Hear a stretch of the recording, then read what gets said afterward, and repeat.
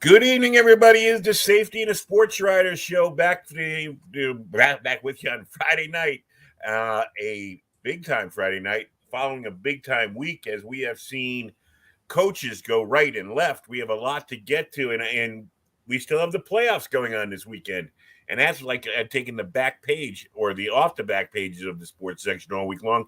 Call the coaching changes, but I'm going to let Nate start out here because we have some breaking news up in the Pacific Northwest. Go take it from there. Yeah, we got found out today that Kalen DeBoer is leaving the Washington Huskies and going down to Tuscaloosa to take the Alabama job.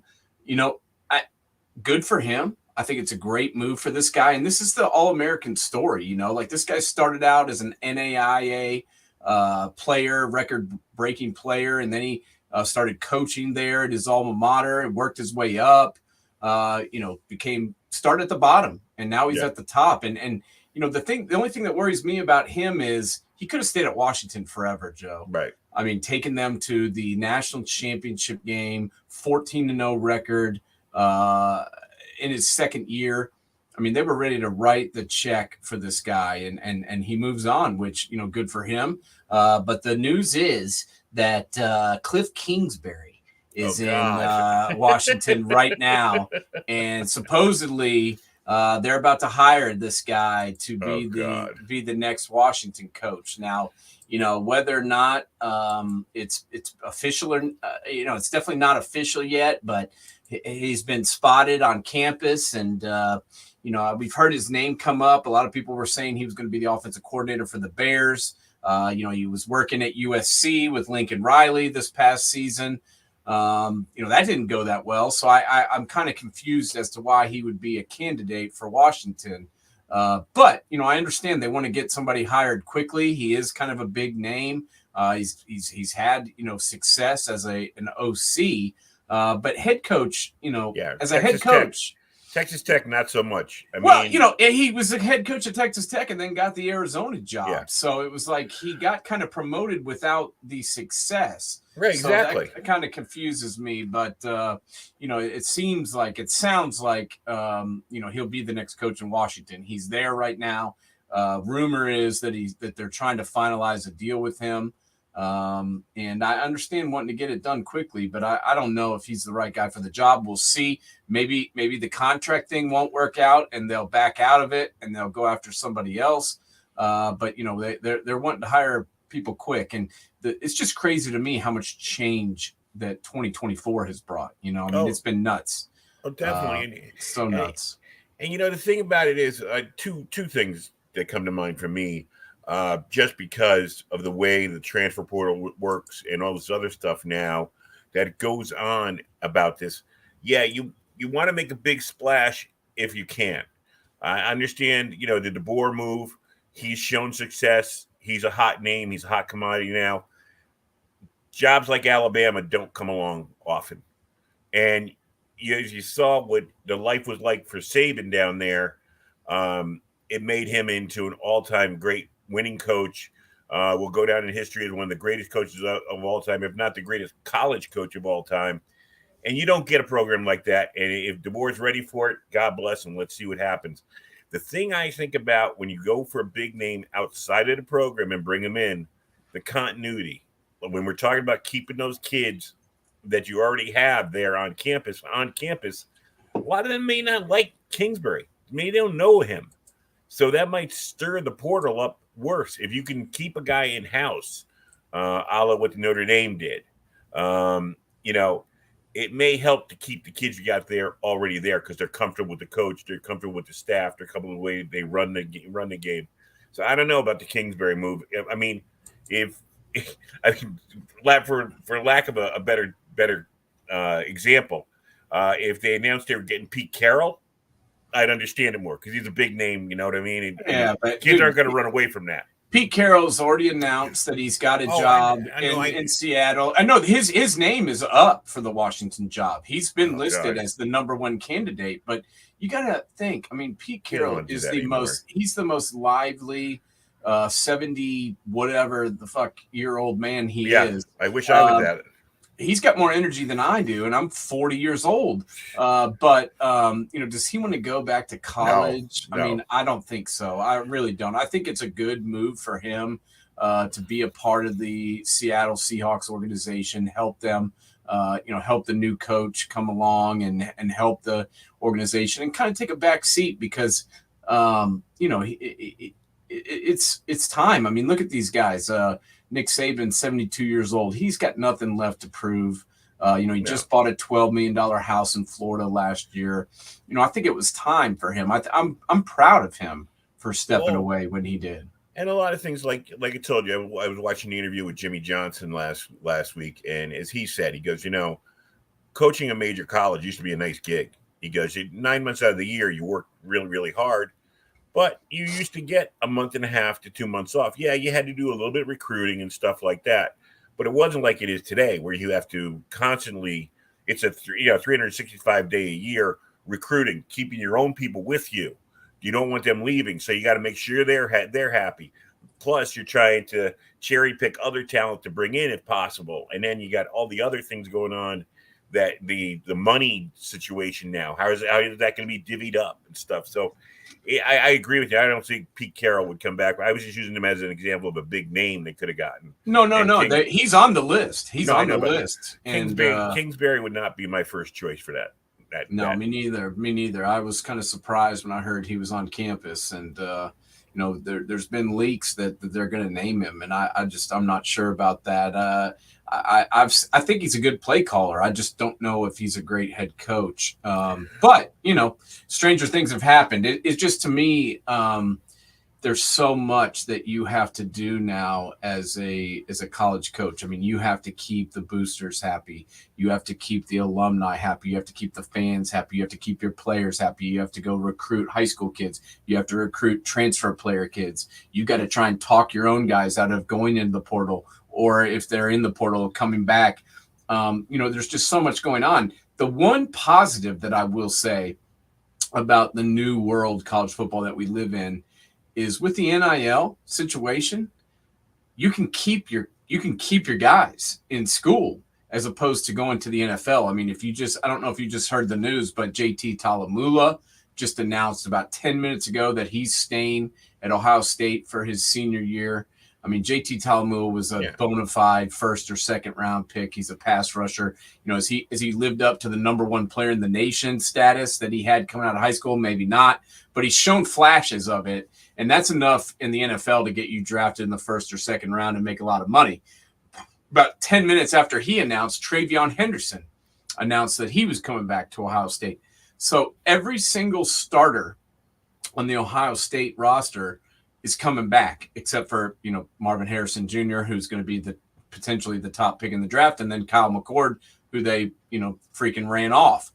So that's big time, man. How you can bring these guys back now. I mean, Quinn Ewers, he just announced he's coming back to Texas. What does that mean for Arch Manning? What does that mean for college football? It means you can make enough money in college football now that you don't have to just run to the draft as soon as somebody says, "Oh, you're going to get picked." You can wait and bide your time. Yeah, but then the flip side of that is it can create a logjam. There are players that aren't going to get chances, or you're going to have. There's already a logjam. These guys have been in school for some of them 6-7 years. Oh, I know, and then they transfer to different schools, and they logjam there. The kid from FAU, who is the quarterback from. He was at Texas, and then he's now going back to Oklahoma. His dad, Holloway, who played at Oklahoma, he's going back there for his 7th year. Yeah, I mean, that's they got to put a cap on this. After Casey Thompson is who I'm talking about. Yeah, and he committed to Oklahoma today about 6 hours ago. After he was granted his 7th year of eligibility. Yeah, he's that's 26, ridiculous. Joe. He's ridiculous. 26. That's ridiculous. He's older than a lot of the quarterbacks in the NFL. Yeah, that's ridiculous. Because now you're just, as far as way as this NIL is getting from being the quote unquote student athlete and, playing for your team pride and everything else, as far away as that is getting us, this is getting it even further. Like you said, if a kid's going to sit there in college and, maybe he hasn't paid attention or whatever else, and he wasn't really playing on anything, and the NFL doesn't want him, Canada doesn't want him, well, I can make $1 million still just staying in college. You know what I mean? It'll get ridiculous. It'll get to a point where it's like when we got 40-year-olds playing, kicking for college teams because, well, and you got to cap the transfer thing, because this is bonkers. How many guys are on their third or fourth college? Exactly. This Casey Thompson in Point, who we just talked about, he's in his 7th year in his third program. He went to Texas, he went to FAU. Now he's going back to Oklahoma. You talk about Dylan Gabriel. He was at Central Florida. He goes to Oklahoma. Good for him. His coach left. He went to Oklahoma. Worked out great for him. They had a really good season, and now he's going to Oregon. And it's like, why? Why do you have to go to this third school? I mean, Cam Ward went to Incarnate Word, then he went to Washington State, and then he went in the transfer portal to go to his third school. It looks like he's actually going to go to the draft now. But, I mean, a lot of these guys, DJ Ugalele, he was at Clemson, went to Oregon State. Now he's going to Florida State. I mean, so many of these guys are on, college number 3, college number 4. There's no reason why you should be allowed to go to 3 to 4 schools. That's a joke. It should be a cap of, one move in 6 years. I'm sorry, one move. I mean, if it didn't work out for you one university or the coach left or whatever, okay, fine, whatever. But like you said, this hopscotch shit has got to stop. I just can't take it, and it's just going to get worse and worse with this stuff. So, well, it's like college basketball. I mean, every year you look at a college basketball team, and it's you don't even know any of the players. Like you look and you're like, who are these guys? Because it's a completely different roster every season. Right, all the people who followed Rick Pitino to St. John's. Now, and it's a shame because they push people out. Like I said, log jam, push people out. It's crazy. But let's get back to Nick Saban. All the pundits now are saying that all the clues were there, that it was kind of done for him, that he wasn't happy. He started speaking out, against all the NIL and the transfer portal and how tough it was to coach. But I also think, as you said, good for him because, I think of, and not to compare the way their careers could end and stuff because it was a whole different thing. But, you look at like a Joe Paterno who stuck around till he's 80s. I mean, and then he dies. I mean, it's like at some point, dude, you've earned enough money. Like you said, probably got the most beautiful house in the world. He can go play golf. He can blow. He'll get a job if he wants to, just doing some work for ESPN on the side. If he wants to do that, enjoy your life, man. You're 72 years old. When are you going to start enjoying it? And they say like these football coaches and coaches overall, they're never really happy because the minute they win, they're thinking about the next game. The minute the season's over, they're thinking about the next season. Well, and look at what he did this year. I mean, the people that are talking about how the NIL and the transfer portal ran him off, that's completely and 100% untrue. The best thing about Nick Saban was his ability to adapt. I mean, you look at those teams when he first got at Alabama. I mean, it was Nate Schmidt at quarterback and run the football, they always had good guys on the outside, Julio Jones, Calvin Ridley, whoever, but their focus was running the ball. Well, then, all of a sudden everybody's running the read option and he brings in Lane Kiffin, in what was it, 2009 as his offensive coordinator. Everybody was freaked out, and then Kiffin leaves and they're like, oh, he's going to go back to what he was doing. And then he brings in Steve Sarkisian. And so, his ability to adapt is what made him the greatest. And, I just look at this season. And I have to be 100% honest here. This was the best coaching job I've ever seen of Nick Saban. I mean, Jalen Milroe, people wanted to bench him after the loss to Texas. They did bench him after the loss to Texas and sat him down, which was a joke because he was by far their best quarterback. But regardless, they benched Jalen Milroe, who was Alabama's. Let's just be honest. He was their best player. Yeah. Who on Alabama's team this year scared the crap out of you, Joe? No, which running back, which wide receiver, which tight end, who was on this team that just freaked you out as if you were having to game plan against them? Nobody. Who was it? Nobody. Nobody. And he was within a 4th down and 2 stop of going to the national championship game with this team. So this was by far his best coaching job, in my opinion. He had a lot of great coaching jobs and was the best coach of all time. But this year, to me, was in my opinion his best job, and got the most out of the least with as far as what they had across the board. I mean, that offensive line was garbage. The defense was okay, but that was far from, the best defense that Alabama's had. I mean, think the linebackers that have come out of Bama. I mean, who is the linebacker on this team that scared you? I mean, Dallas Turner's a decent pass rusher, but I mean, he's not anything close to Will Anderson or any of the guys they've had in years past. So the fact that they were a play away from going to the title game and took Michigan into overtime just shows you that he could have still kept coaching. I think he wanted to go out on his own terms. I didn't say I agree with that. I mean, I just think that a lot of it has to do. I think it perpetuated his move to the door. It is a grind now. It isn't. He doesn't get the Jerry Judys and all those wide receivers he used to have. He doesn't get those guys anymore. It's not that he can't get them anymore. It's just he can't guarantee they're going to stick around and play and he can develop them. I think it became a grind for him. Like I said, he stopped enjoying it as much as he used to enjoy it. And I mean, a lot of you talk about the job he did this year, and we've talked about this as much as possible over the last 4 years with Belichick, that this year was a bad year for him. Last year was a bad year for him because maybe his arrogance got to him a little bit, but the first 2 years after Brady, I'm sorry, it's just like he almost made the playoffs with Cam Newton, and then he makes the playoffs with Mac Jones. Yeah.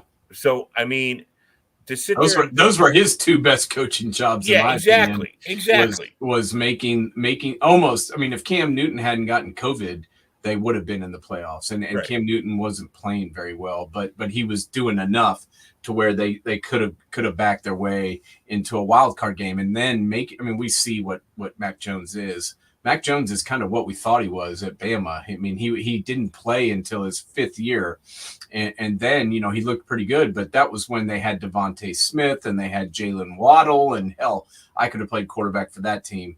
It were just so talent rich. It was ridiculous. But this past year, it didn't look good, and that's true. But the defense, which is what Belichick never dropped, never dropped at all. Amazing, right? I mean, there was no drop off in that defense. And let's be honest, Matt Judon got hurt like in week 4, week 3, he was done for the year, and they had tons of injuries. That defense was still playing lights out. Yeah, up to the end of the season. That's like Dallas losing Micah Parsons, right? I mean, it is. It is like there's your guy.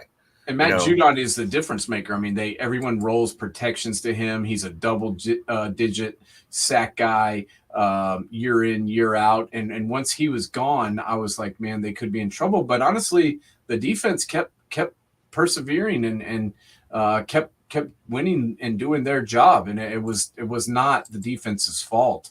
For whatever reason, Bill O'Brien wasn't able to get back to calling a good offense, and really there wasn't much to work with there. We talk about Alabama's offensive skills. Who the hell was good on this freaking Patriots offense? I mean, there was no playmakers whatsoever. And I'm not trying to pounce on Bill O'Brien at a bad point, but the fact of the matter is, when he was there before, Tom Brady was there. So it wasn't, and it was the full Tom Brady effect. It was Tom Brady after he had developed into the best quarterback in the league at that time. So it wasn't like he had to do as much tinkering as he had to with Mac Jones. It was like, he was.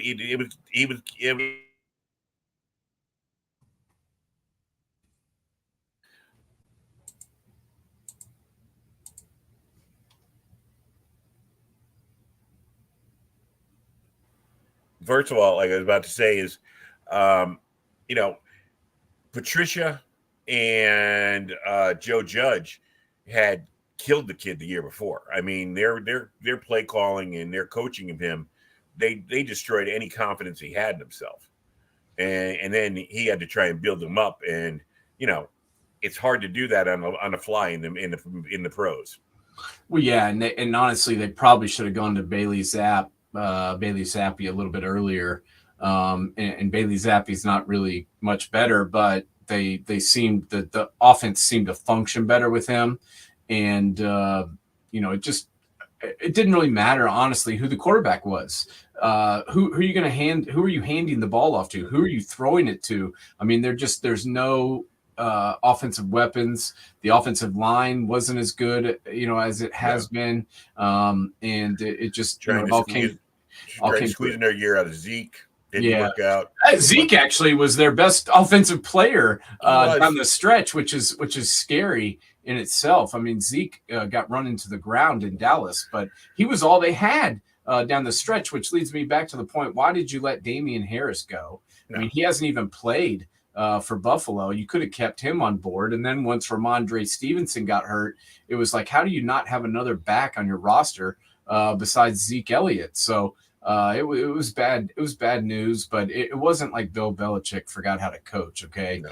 It was a mutiny of things that led to this. And you know what? I think it's actually probably a good thing for him to leave, because I could see him going to San Diego or going somewhere else and, winning and sticking it to the Patriots, because I think he's got some life left in him, and I know he still wants to coach.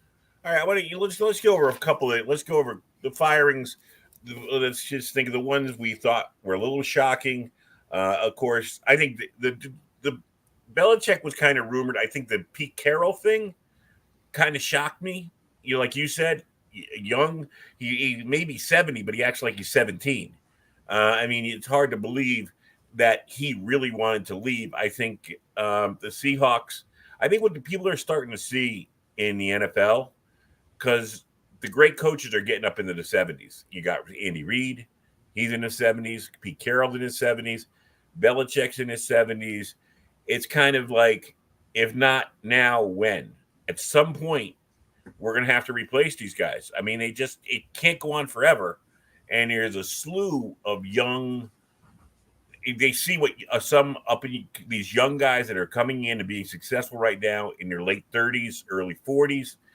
I mean, you got 20 years to make it with them, or 10 years at least. They won't come in here and say, it's 73 and go, well, I'm done. They're going to stick around for a while. So I think that's the reason I think Pete Carroll went out the door. But that one kind of shocked me. Wasn't really shocked about Tennessee. I feel you and I are both Mike Vrabel fans, and I want to see him end up somewhere else. But I think the Titans, not that they were looking for a scapegoat, but I think they got to start the whole program new all over again with somebody new, and it's going to take a while for them to get back, because they're in bad. I pity this guy who gets that team, because you got the Jags got Trevor Lawrence, the Texans got C.J. Stroud. If Richardson is anything like he flashed early in the season with the Colts, your quarterback at best is the fourth best quarterback in that division. Oh, yeah. And you supposedly have your quarterback of the future. And, do they want to draft another guy? They drafted Malik Willis. They drafted Will Levis. They've still got Tannehill on the roster. They're not going to draft another guy this year. And, who on this roster scares you? I mean, your best offensive player, DeAndre Hopkins, who's 37 years old. And then, Derrick Henry's contract's up and he's leaving. He's been your whole offense all year, and they have the worst offensive line in all of football. So Rand Carthon to me wasn't ready for this job. Everybody kisses his ass, and I like him personally as a guy, but to me as a general manager, some people like his picks and say, well, some of these rookies were playing out there. Well, yeah, they were playing because this team sucks, and they put him out there because there was no one else. I mean, there was no point of putting veterans on this team, out on the field when you knew this team wasn't going anywhere. But none of these guys really blew me out of the water. The Treylon Burks pick, which I don't think Rand was actually a part of. I think that was before he got there. But that to me was the end of the beginning of the end. You trade away AJ Brown, who's potentially the best wide receiver in the league, and you take the draft pick that you got for him and take Treylon Burks. Come on, man. I knew that the Titans were in trouble, and I knew that management and Vrabel were just not getting along. And then it continued even after John Robinson got fired. They hired Rand Carthon without even asking Mike Vrabel his opinion, and those two guys never got along. Stories are coming out one after the other about how they butted heads, and I think this honestly was the best thing that could have happened to Mike Vrabel, because he's going to get hired, maybe not this year, I think this year, but even if he doesn't get hired this year, he'll get hired next year, and he'll get to get a fresh look at things, and he'll get to pick where he gets to go, and gets out of that mess that they have going on in Nashville. If I was a coach right now and I was an up-and-coming coach that a lot of people were looking at potentially hiring, I wouldn't even set foot in Nashville, because that is the last job I would want. Of all the jobs that are open, Nashville is the least appealing, in my opinion. They like I said, when I first started talking about it, they're in the worst shape in that division, and you got two really good young quarterbacks sitting down there, and potentially a third. So they can be very easily go to the bottom of that division very fast. The Pats, I think they made a good move with Gerard Mayo. I don't know who else I would have wanted to see go in there. He knows the room. He knows the crap he's walking into. He knows the guy. He knows he can quickly figure out who he wants to keep and who he wants to get rid of. Yeah, and on the team and on the staff, right? Which I think is great. It's so funny to me. Everybody was like, "Oh, Vrabel's going to New England and all this stuff," and I was like, "It's funny because Gerard Mayo has it in his contract that if Bill Belichick moves on, that he would be able to get promoted without even doing a new deal. This clause would kick in, and he would be the head coach. So he was basically the head coach in waiting, and like nobody seemed to know it." Or I guess people just didn't pay attention to it, but I wasn't surprised at all when they named him as the head coach. He's been interviewed for the last 3 years at other places who have offered him the job, and he turned it down because he wanted to be the head coach, head football coach in New England. And now he's got his way. And, I know Gerard pretty well. Not really personally, but I've met him, and obviously I'm pretty good friends with Rico McCoy, who played right next to Gerard Mayo at Tennessee. And Gerard is a football guy through and through. He's paid his dues. He's earned it his way. And the interesting thing to me will be, does he keep Steve Belichick around? The defensive coordinator, or does Belichick go with his dad? Does he stay there? I'm interested to see what happens with that. It'll be interesting, but I think people will read into that, but I don't know if it's readable, because I think I think Steve, if Gerard wants him to stay, I would really think heavily about staying there, because two things. First of all, you got to get out from under your father's shadow at some point. That's what I'm saying. And the other thing is, do you want to follow your pops around and be Bill Belichick's son, or do you want to be Steve Belichick? Right. And you want to prove it on your own. Exactly. And the other thing going back to Gerard Mayo, which I think it's for him, I love the fact that he is going to a organization where he's part of the family already. He was a captain there his whole time that he was there. He helped him win a Super Bowl as a player, win a Super Bowl as a coach, and he's got a great relationship with Kraft, which means he won't have some meddling owner coming down trying to reshape everything he does. And I think that's a great place for him to start. So I'm happy for him there. I agree with you 100%. Bob Kraft and Jonathan Kraft both know Gerard. They've known him for years. They respect him. I think they're going to be laissez-faire, hands-off, and let Gerard run the team and make the decisions. I mean, they're not going to not pay attention, but I think they're going to let him run this thing. And I agree with you. I think it's a really good fit, and I expect him to do well. Now here's the next team. If he gets some players. Yeah, well, that's it. They need But to at hire least, a G. but Are at they going to least hire a GM? Because I think I think what they should do is go back to when it was working great with Belichick. No one talks about this. Scott Pioli was the guy who ran the scouting, did all that kind of stuff. Yeah, Belichick probably did the contracts, but finding players, doing the college scouting, running all that stuff was done by Scott Pioli. And when he left, they've been going. They were lucky to have a lot of the infrastructure there already, and a lot of them stayed for a long period of time. The Vrabels, the Brewskis, the Bradys, they stayed for a long period of time. But it was Scott Pioli who helped build that early um, Patriot team. Um, the other place besides Tennessee and the Pats have settled. I was going to say before Gerard Mayo got hired that the Pats are in pretty bad shape. Carolina, who's going to want to go to Carolina with that stupid owner and the situation you got? Bryce Young is a mess right now, your top quarterback, because even with the talent he has, his confidence has got to be very low because he hears what people are saying about him. And there's nobody else in that team who wants to take that job.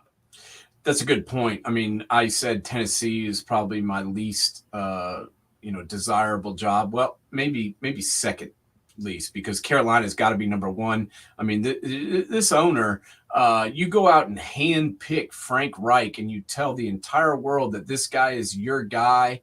You let him, pick his staff. You go and get the number one overall pick for him. You trade away all your draft capital for 2024. Hedging your bets on 2023, and then 12 games into the year, you fire the guy? I mean, this guy doesn't know his ass from a hole in the ground. And drinking on himself.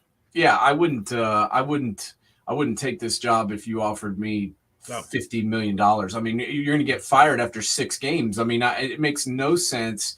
They're now on their third coach in 3 years. Yeah. So what makes you think that he's going to give somebody time to actually figure it out? Are you going to hire a guy who's proven and is a veteran coach? No, because none of those guys are want to come there. So you're going to have to get a young guy, an up-and-comer kind of dude, who's going to need time to develop, and he's not going to give that person time. No. So it's a no-win situation, not to mention the team is a mess. Their best wide receiver is Adam Thielen, who's 64 years old. Right. Their offensive line is absolute trash.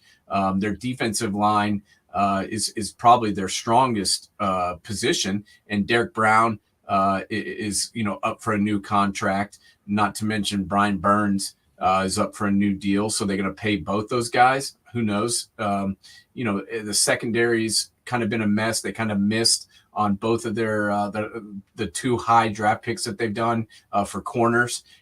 Quarterback looked like absolute trash all year long. If you compared the season that he had to the season that CJ Stroud had, and it's laughable that you pick this guy ahead of him. So I agree with you. I think this place is even more of a mess than Nashville, and I would want nothing to do with it. Let's stay in that division. Atlanta, intriguing. A lot of people are saying Belichick's going to be giving us a good hard look. The thing I think about Atlanta, they've got some talent there. They also are in a division where, let's face facts, the Buccaneers won with a 9-8 record. You got New Orleans, who's a bit of a mess. You got none of those teams are in great shape. This is a place where Belichick or a good coach of Vrabel or somebody could come in and with a few moves and straighten a few things out, Atlanta could become the power in that division very quickly. I think if you can get a quarterback in Atlanta, you could win the division pretty easily. I mean, they're kind of a quarterback away, and they have been for 3 years. And they fire the coach Smith, Arthur Smith, but when did he get a chance to get a quarterback in there? I mean, I don't understand how they ship him off without ever giving him a guy that can throw the ball 15 yards down the field. So that was kind of confusing to me. I mean, do I think Arthur Smith is the greatest head coach in the world? No, but it's very difficult to win in this league without a serviceable quarterback. Decent quarterback. I mean, good quarterback. You're talking about whoever thought that Desmond Ridder was ready to be a starter in this league. I've got questions for that guy.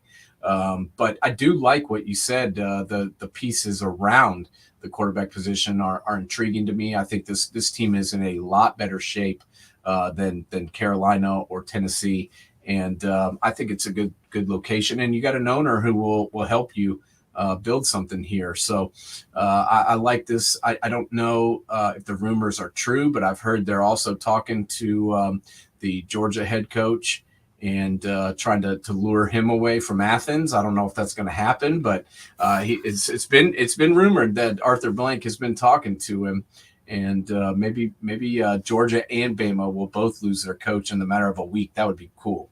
Oh wow! All right, let's go up the coast a little bit. We're going to Washington. I don't know. There's another place everybody's linking to Belichick. I mean, the one thing I say about Washington. Look, I'm a Giant fan. My team's in that division. Brian Dable, I think, is a really good coach. But I mean, he's going on his third year with the Giants. He made it to the playoffs last year. He kind of saved a little bit of the season late in the season this year. But I mean, I look at Washington and I go, you're gonna have to play the Cowboys twice. You're gonna have to play the Eagles twice. You're gonna have to play the Giants twice. If you're Bill Belichick and you got a new owning group that you don't know anything really that much about, and you got that team, is that attractive to you? Is that attractive to Vrabel? Is that attractive to anybody? What do you think about Washington? I like this roster a lot better than some of these teams. I mean, they've got playmakers, they've got a good wide receiver group, they got a good running back group. The offensive line isn't in bad shape.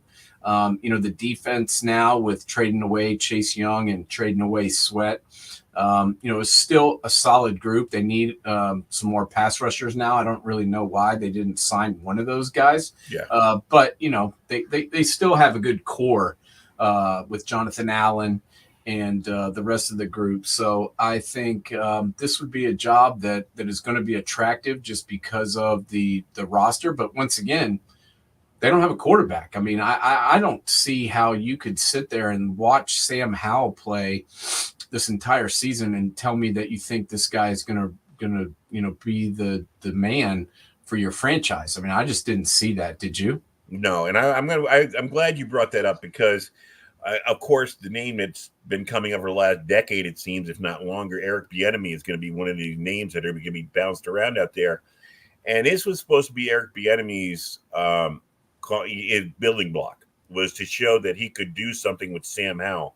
Do you think this lessened him because Sam Howell? He wasn't a dumpster fire, but he got sacked 70, 80 times. Yeah, and I mean, it didn't seem like Eric had all the answers. I mean, he had the guy throwing the ball 50 times a game sometimes. Yeah, but you know what? I thought he got a lot out of this guy. I mean, Sam Howell was what, a 5th, 6th round draft pick, and you turn the keys of the car over to him after he plays in one game. And then what did you expect? He was going to, go 17-0. I mean, I didn't think it was that bad. I didn't expect 17-0, but I don't know. I thought at some point Ron Rivera's got to start taking some of the flack. Yeah, I agree. But I understand that he got fired, but I mean, Ron Rivera has been the constant there, and the offense has been a mess ever since Ron Rivera got there. And there's been a multitude of offensive coordinators. Now, was it the greatest offense in the league under your boy Eric Bieniemy? No, but I'm not ready to throw him out on the street. I'm not for his job. I'm not. Put it this way: I don't think he enhanced his availability because to me, Howell got worse as the season went on, not better. He actually played his best ball early in the season. And a lot of it has to do with getting sacked 1,000 times. I mean, anybody who gets hit that many times is going to get a little gun shy.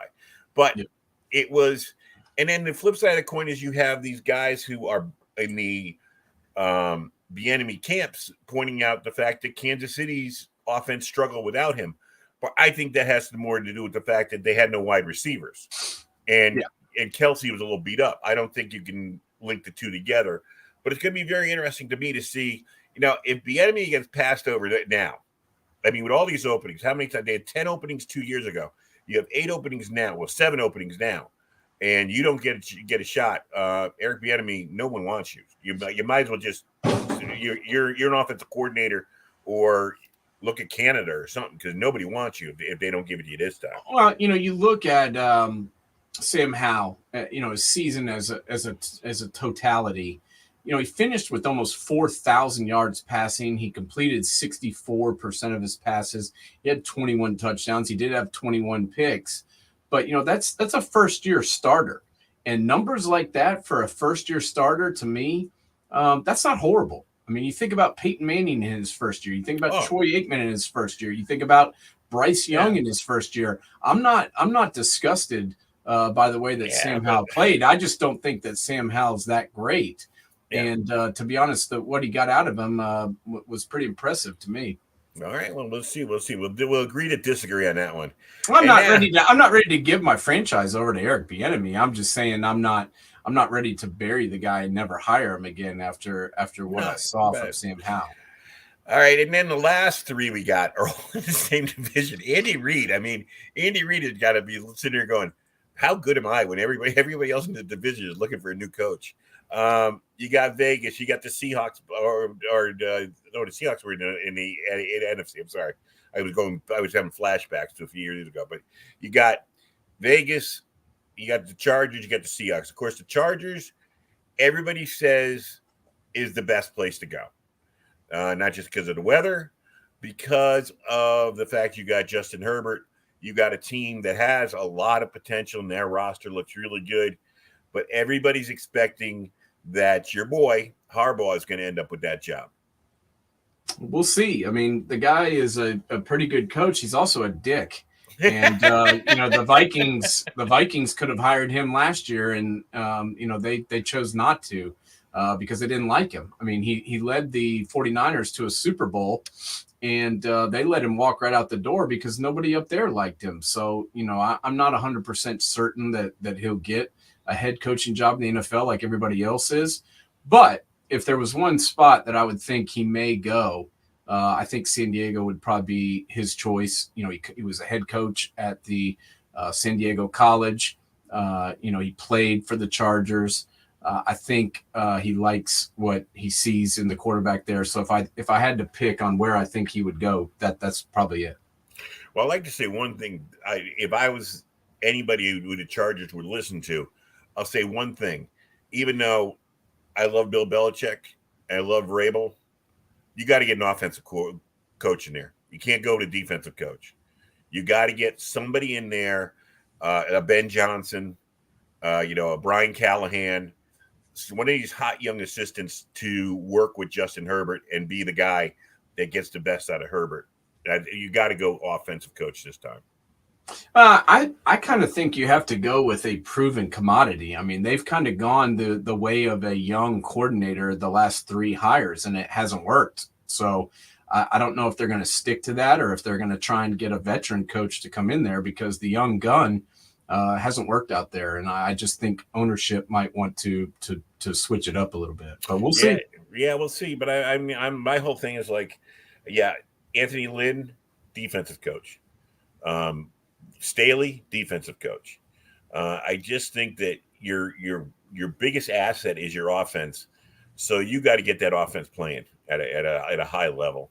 And I love Belichick, and me, I'm more of a defensive good Northeast guy. Run the ball.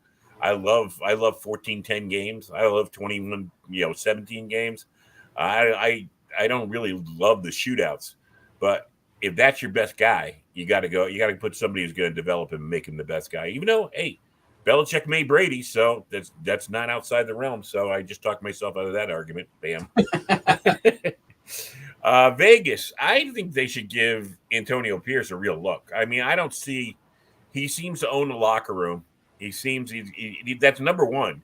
Is you've got the team. Do you want to make the same mistake twice? Yeah. Go out for some hot name when you have the guy in-house that the team believes in? Yeah, I think that'd be a mistake. I mean, they had the guy last year who took them to the playoffs and, picked up the pieces when everything fell apart, and they just let that guy walk out of the room, and I think that was a huge mistake. So hopefully they'll at least consider keeping what they've got this time because I think he did a good job. If you look, and I hate to be a historian here, but I mean, if Mark Davis paid anything attention to his father. I mean, his father replaced, I think the guy, I forget the guy's name right now, come to me later, but John Madden was on the staff as a line coach and he promoted John Madden. Then Tom Flores was their quarterback coach and they promoted Tom Flores. Worked out pretty good staying in house. Yeah. Yeah. I So, think I was impressed. I mean, especially considering he was playing with a rookie, undrafted free agent quarterback in Aiden O'Connell, and he was competitive in nearly every game. yeah. So we've covered the coaching a little bit. I want to get into, we got to get into the playoffs right now with the time we got left. You know, we can talk about, the NFL and how they screwed us with the Chiefs Dolphins games, and you have to buy Peacock. But looking at the playoff, let's start with game number 1 tomorrow, which is the Browns against the Texans with CJ Stroud. I heard a lot of stuff going on today. A lot of people talking, and they're saying on how the Cleveland defense, which is great, does not travel well. They say they play on the road a lot differently than they play at home. What do you think about this game? I think this defense travels. I mean, they're a good defense. They can play anywhere, but I'm worried about Denzel Ward hurting his knee in practice yesterday. He's a big part of what they do. And, I'm worried about the back end when you got a guy that can throw the ball like this. It also comes down to who's healthy for the Texans. If the Texans are full go and they got Nico Collins and they've got their full complement of wide receivers, I think – the Texans could cause some real problems, but, they've been banged up. Tank Dell's hurt. Noah Brown has been hurt. Nico's been in and out of the lineup. So that the injuries are what concerns me most with the Texans. All right. Let's look at KC against Miami. It looks like the football gods hate Miami. It's supposed to be the coldest weather ever at a NFL playoff game or NFL game. And you're sending the boys from South Beach out to the Midwest where there's nowhere to hide from them. I mean, this reminds me when I was growing up when it seemed like Minnesota and the Rams were really good teams and they've been in the playoffs every year, but Minnesota always had the home field advantage. So the boys from LA had to go out there and just worried about the cold more than anything. Do you think Miami can forget the cold and play their game? I don't think the cold is going to have as much to do with it as, I hate to sound like a broken record, but injuries. I mean, Jalen Phillips was lost for the season about 4 or 5 weeks ago in that game that they had won, or that they had lost, and it was over, and they still had Bradley Chubb out there running around against the Ravens, and he tears his knee. So they look and they're like, well, who do we have left at pass rush? And they're like, oh, well, Van Ginkel's been a very nice surprise for us. And they're like, we still have him. Well, then he gets hurt in the game against Buffalo, and he's done for the year. So they just brought in 3 guys from the street and signed them not only to their practice squad, but 2 of the 3 to their active roster, including Justin Houston and others. And I just think, too little, too late. You can't win in this league in the playoffs without a pass rush, and they just don't have anybody left. All right, let's move up to another place that's going to be horrific. Although the one thing I will say, even though they're undermanned going into there, at least Pittsburgh's not going to be. They're suited to play in the bad weather because they have bad weather themselves. So, but I don't know. I just think Mason. I think his victory ride is going to come to the end. I think Buffalo is one of those teams. I think this is a year I'm really starting to think Buffalo could sneak through with the way things are. I think it's going to be a Buffalo-Baltimore is going to come down to in the AFC. Yeah, they're peaking at the right time. TJ Watt is out, and everything's kind of clicking right now for the Buffalo Bills, not only offensively but defensively. And I feel like this is not a good time to be facing them, especially with your third quarterback and your best overall player not playing. So I'm taking the Bills in this one for sure. Okay. Then we'll move to, let's see, we got Green Bay, Dallas. God, please, Green Bay, do something. Please. I've never been a Green Bay fan, but I am for that day. I just would love to, because Dallas is looking very, very strong, and I would just love to see them fall on their face again. Yeah, I definitely would not have a problem with Dallas losing this one. But, I wasn't overly impressed with the Green Bay performance. against the Lions and then finishing the season against the Vikings. I know they won, but it didn't blow me away. And I just feel like Dallas is kind of hitting on all cylinders right now as well. Especially at home. CeeDee Lamb is one of the best wide receivers in the league. He's doing things that, he didn't even do the last couple of years. And I feel like on defense, the Packers are going to have trouble slowing down Dak and the boys. Especially at home, where they're undefeated in I don't know how many games. So the Rams, Detroit, interesting, storyline. Goff against Stafford. The Rams are another team. The way they've been playing since November with that coach, I have a feeling that the Rams are going to go into Detroit and pull an upset, if you call it an upset. I'm with you. You give me Sean McVay, you give me Aaron Donald, you give me Matt Stafford, you give me Puka, you give me Cooper Kupp. I'm liking what I'm seeing out of this Rams team, and especially a guy who's gotten some praise, but I don't think is getting enough is Kyren Williams, the running back out of Notre Dame. This guy's been the difference maker ever since he took over for Cam Akers in week 3 or 4. And I think he's the difference in this one because they're going to be able to run the ball and then throw it off play action. And Monday night playoff game, Tampa Bay against Philly. If things were like they were 4 months ago, I would say Philly is looking really good right now. The Giants did a lot of favors for the Tampa Bay. First of all, beating up on Jalen Hurts' hand and taking A.J. Brown potentially out of the game with that knee. And I'm going to be rooting for Tampa Bay. Honestly, I want to see Baker get a win. Oh, he's been the most underappreciated player in all of the NFL. He's one of the best statistical quarterbacks of anyone in the league. He's led his team to a division championship and to the playoffs, and no one talks about him. No. And I really don't understand it, except for, he got no respect in Cleveland either. So, I would like to see him go in there. And even though I love Jalen Hurts, I'd love to see Baker go in there and get a win. And the way that the Bucs have been playing the last few weeks, I can see it happen. That'd be nice. As we get ready to sign off tonight, I want to bring up a couple of house cleaning issues with you. Number one, we're going to stick with football here. A lot of controversy. You like the guy. I'm not a big fan of his. The Jameis Winston play of last weekend, I don't feel sorry for either of the coaches. Allen, it shows that the New Orleans Saints don't even care what he says. He's an idiot. And Arthur Smith, lost his job. Was losing his job anyways.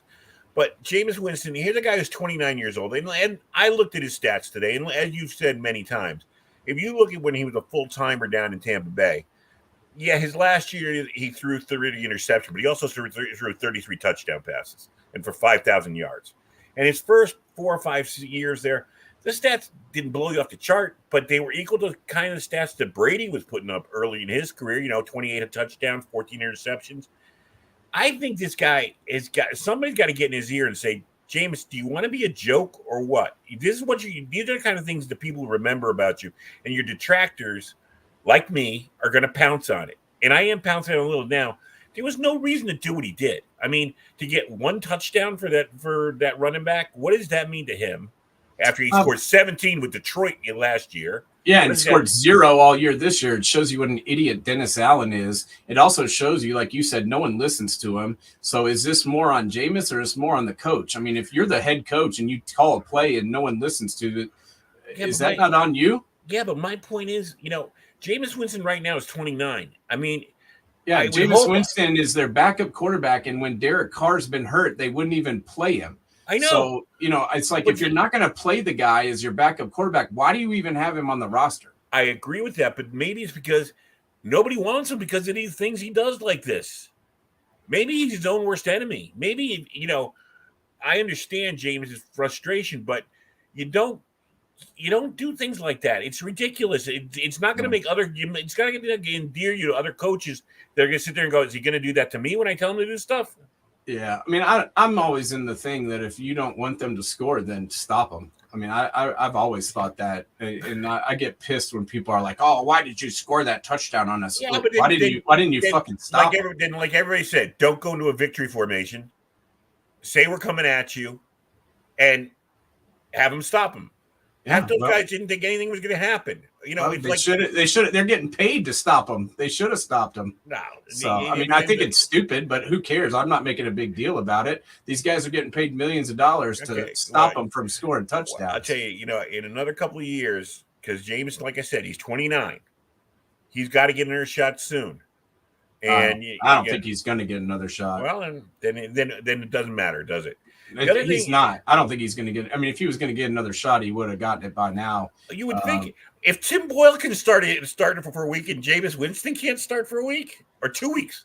I mean, you would think. I mean, there were several times this year where Derek Carr was injured and they played him instead of playing their backup that they're paying $7 million to. Well, I mean, so it makes no sense. I know it happened later in the season and everything, but you think about Easton Stick is the backup for Justin Herbert. I mean, come on. Some of the backups that these guys were rolling out there are ridiculous when you think Jameis Winston's sitting on a freaking bench with that talent. That's just ridiculous. Anyways, the other thing I want to talk a little basketball here.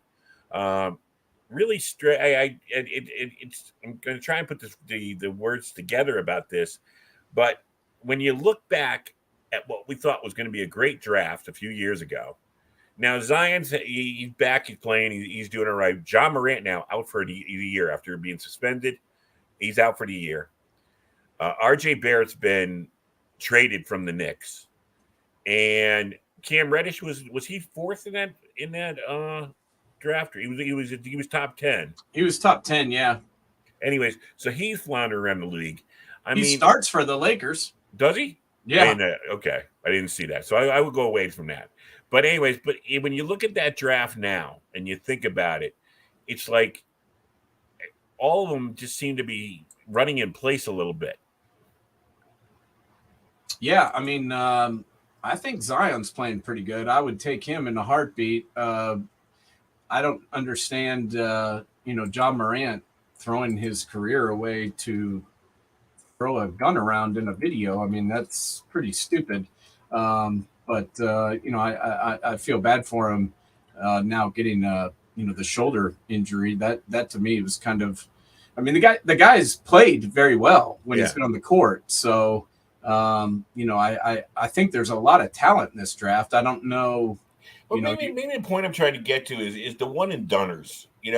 We look at this all the time, and injuries have held him back. But I mean, like RJ Barrett, maybe that's the one that comes to mind for me more than anything else. Is like, it's not that he played extremely bad in New York. In fact, he was a good teammate, but he wasn't Brunson. He wasn't, but when he came out as the number one pick to the Knicks, he was supposed to fill the role pretty much that Brunson's filling for them, and he never did. Yeah, I mean, I don't know. I think RJ Barrett's had a pretty good career thus far. Why the Knicks moved off him, I'm not really sure. I think it's actually a pretty good move for the Raptors.